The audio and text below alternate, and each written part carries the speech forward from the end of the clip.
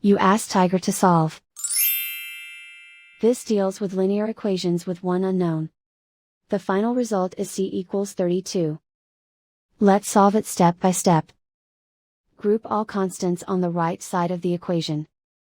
Subtract 13 from both sides.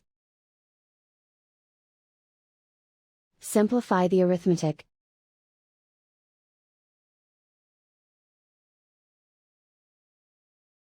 Isolate the c. Multiply both sides by 8. Group like terms. Multiply the coefficients. Simplify the fraction.